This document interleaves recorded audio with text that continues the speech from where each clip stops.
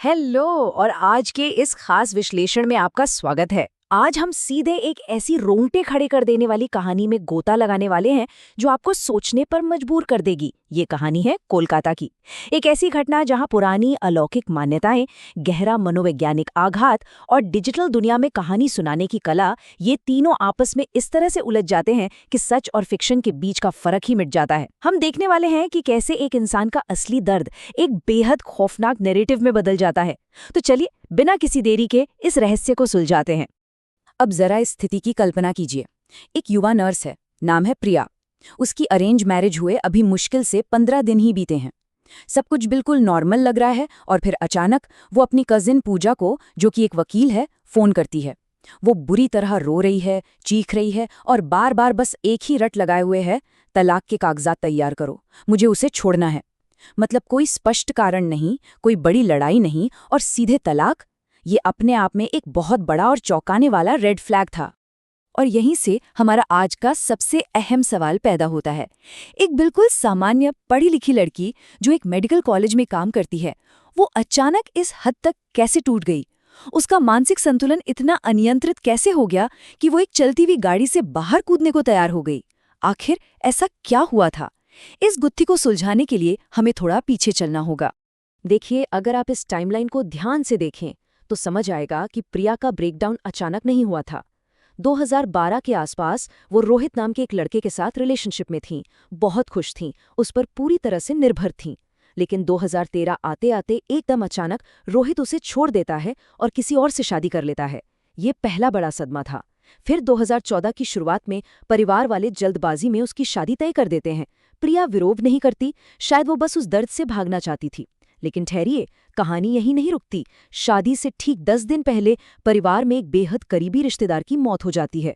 फिर भी सामाजिक दबाव के चलते शादी उसी तारीख पर कर दी जाती है। मतलब ये सिर्फ कुछ तारीखें नहीं हैं, ये एक के बाद एक पड़ने वाले मानसिक आघातों की एक पूरी चेन है। और इन सब चीजों का जो गुबार था, वो शादी के ठीक 15 दिन बाद फटना शुरू होता है। यहाँ आकर जो कहानी अब तक एक दुखद प्रेम कहानी जैसी लग रही थी, वो अचानक एक बेहद डरावने और बेचैन कर देने वाले रहस्य में बदल जाती है। प्रिया का जो एक खुशहाल नई नवेली दुल्हन वाला मुखौटा था, वो पूरी तरह से गिर जाता है। उसका व्यवहार एकदम से अजीब और हिंसक होने लगा। बिना किसी बात के तलाक मांगना, घर में शांति के लिए रखे गए पूजा और हवन के सामान को उठाकर बाहर फेंक देना, और सबसे ज्यादा हैरान करने वाली बात, अपने खुद के पिता पर गुस्से में हाथ उठा देना। एक दिन तो वो घर से भाग गई और रेलवे स्टेशन के पास मिली। अब आप गौर कीजिए कि कहानीकार ने इन डिटेल्स का इस्तेमाल कैसे किया है। वो धीरे धीरे प्रिया को उसके सपोर्ट सिस्टम से अलग कर रहा है, जिससे हमारे दिमाग में सस्पेंस गहराने लगता है कि भाई आखिर इस लड़की के अंदर क्या घुस गया है। और फिर आता है वो पल जब ये शक यकीन में बदलने लगता है। जब प्रिया को स्टेशन से वापस लाया जा रहा था, तो वो अपना खोया हुआ दुपट्टा ढूंढने की जिद करती है। और जब वो दुपट्टा मिलता है, तो वो पागलों की तरह जोर जोर से हंसती है और अपने पति की तरफ देखकर कहती है, चलो जंगल की तरफ चलते हैं, और इसी दुपट्टे से फांसी लगाकर अपनी जान दे देते हैं। यकीन मानिए, ये वो पॉइंट था जब उसके परिवार को लगा कि नहीं, ये कोई आम स्ट्रेस या डिप्रेशन नहीं है, उनपे किसी बुरी शक्ति का साया है। जब हालात इस कदर बिगड़ गए, तो परिवार ने वो रास्ता चुना जो अक्सर ऐसी खौफनाक स्थितियों में चुना जाता है। उन्होंने एक पारंपरिक तांत्रिक अनुष्ठान का सहारा लिया। अब यहाँ से जो घटनाक्रम है, वो किसी क्लासिक हॉरर फिल्म के क्लाइमैक्स से बिल्कुल कम नहीं है। प्रिया को झूठ बोलकर एक गाड़ी में बैठाया जाता है। रास्ते में शायद उसे कुछ भनक लग जाती है और वो अचानक चलती गाड़ी का दरवाज़ा खोलकर बाहर कूदने की कोशिश करती है। उसे जबरदस्ती पकड़कर तांत्रिक के घर ले जाया जाता है।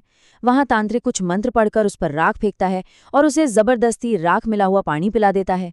इसके तुरंत बाद प्रिया उल्टी करने लगती है और कमरे में सन्नाटा छा जाता है। और फिर प्रिया के मुंह से एक बेहद गहरी, भारी और बिल्कुल अनजानी सी आवाज निकलती है, मैं एक जिन्न हूं, मुझे प्रिया के शरीर से प्यार है। कहानीकार ने इस एक लाइन से पूरे माहौल में जो खौफ पैदा किया है, वो कमाल का है। ये वो पल है जहां सुनने वालों के रोंगटे खड़े हो जाते हैं और हम पूरी तरह से इस पैरानॉर्मल दुनिया में कैद हो जाते हैं। लेकिन कहानी का सबसे बड़ा ट्विस्ट तो अभी बाकी था। असल में कहानीकार ने अपना मास्टर स्ट्रोक बिल्कुल अंत के लिए बचा कर रखा था। वो सिर्फ एक जिन्न नहीं था।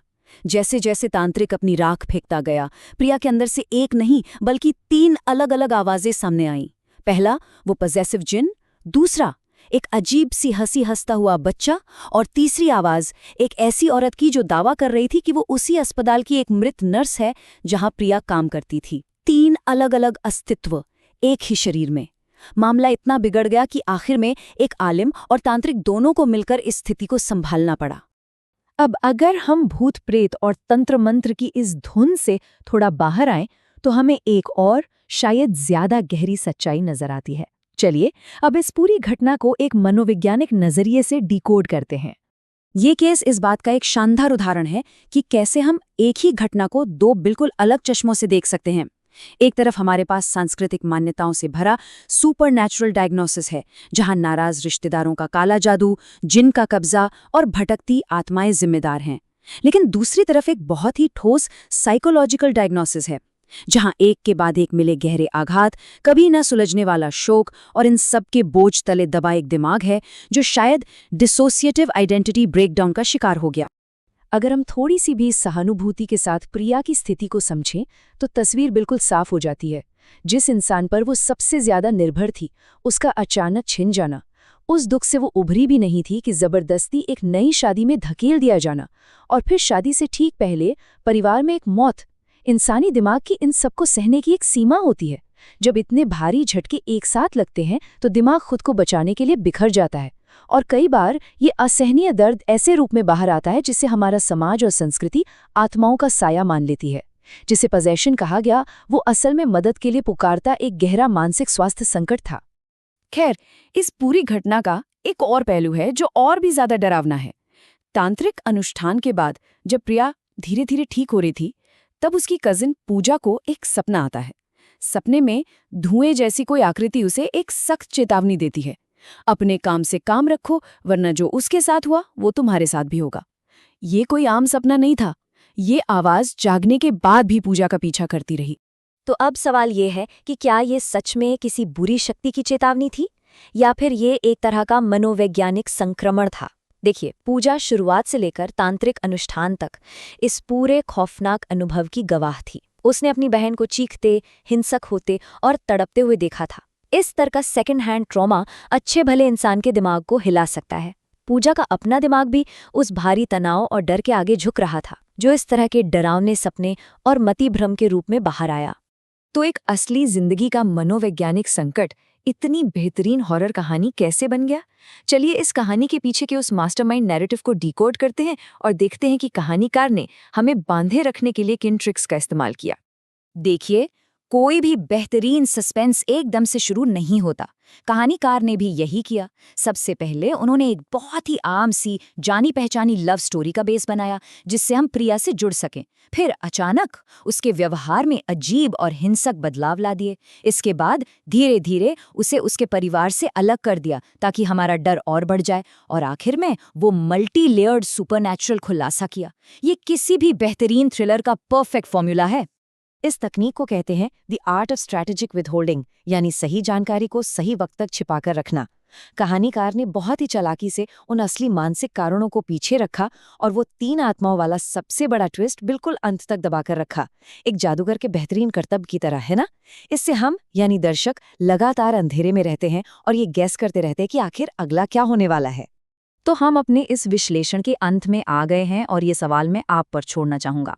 जब एक टूटा हुआ दिमाग अपने अनकहे दर्द को बयां करने के लिए अपनी ही संस्कृति के राक्षसों और आत्माओं का रूप उधार लेता है, तो हम एक भयानक भूतों की कहानी और एक गंभीर मानसिक स्वास्थ्य संकट के बीच की लकीर कहाँ खींचते हैं। ये कहानी सिर्फ हमें डराने के लिए नहीं है, ये हमें ये सोचने पर मजबूर करती है कि कभी-कभी सबसे बड़े भूत हमारे अपने दिमाग के बनाए हुए होते हैं, जिन्हें समझने और सुलझाने की जरूरत होती है। इस पूरी चर्चा में मेरे साथ बने रहने के लिए आपका बहुत बहुत शुक्रिया।